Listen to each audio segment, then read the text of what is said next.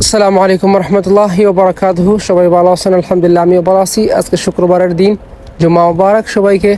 এবং যারা আমার ফেসবুক পেজ এবং ইউটিউব চ্যানেলে নতুন, প্লিজ সাবস্ক্রাইব করবেন, লাইক কমেন্ট শেয়ার করবেন। এবং এটি হচ্ছে মসজিদে আলী রাদিয়াল্লাহু তাআলা আনহু মসজিদ, যা মসজিদে নববীর পাশেই। এবং এই মসজিদটি অনেক সুন্দর এবং যা এই মসজিদে অনেকেই যখন মদিনার মুনাওয়ারায় আসে জিয়ারত করার জন্য, তখন তারা এখানে এসে 2 রাকাত নফল নামাজ পড়ে এই জায়গাতে। যদিও এই মসজিদগুলোতে এখানে 3টা মসজিদ আছে: মসজিদ আলী, মসজিদ আবু বকর রাদিয়াল্লাহু তাআলা আনহু, মসজিদ আলী রাদিয়াল্লাহু তাআলা আনহু এবং মসজিদে গামামা। এবং এই 3টা মসজিদের কোনোটিতেই জুমার নামাজ আদায় করা হয় না, শুধুমাত্র সুন্নত নফল নামাজ আদায় করা হয়। এবং ফরজের জামাতও এখানে হয় না, কারণ এটা হচ্ছে মসজিদে নববীর একদম পাশেই মসজিদগুলো।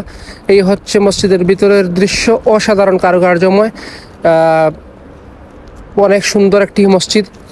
যেহেতু আজকে শুক্রবারের দিন, আমরা বেশি বেশি করে দুরূদ শরীফ পড়ব রাসূল সাল্লাল্লাহু আলাইহি সাল্লামের উপর।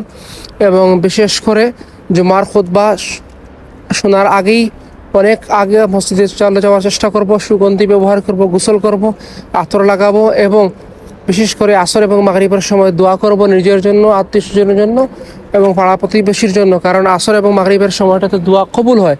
শুক্রবারের সময়, শুক্রবারের দিন এই 2টা সময় দোয়া কবুল হয় এবং আমরা চাইলে এই সময়টাতে দোয়া করতে পারি, কারণ জীবনের অনেক চাওয়া পাওয়া আছে। সবই পূর্ণতা দানকারী হচ্ছেন আল্লাহ রাব্বুল আলামিন।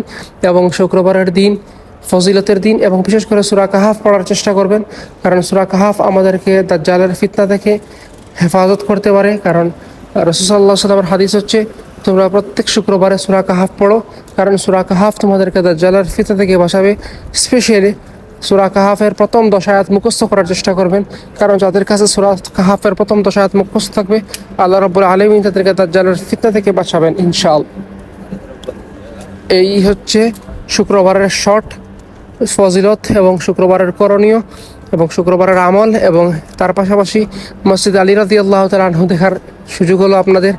ইনশাআল্লাহ আরও সুন্দর সুন্দর ভিডিও আপলোড করব। সব সময় আমাদের সাথেই থাকবেন ইনশাআল্লাহ। ইনশাআল্লাহ।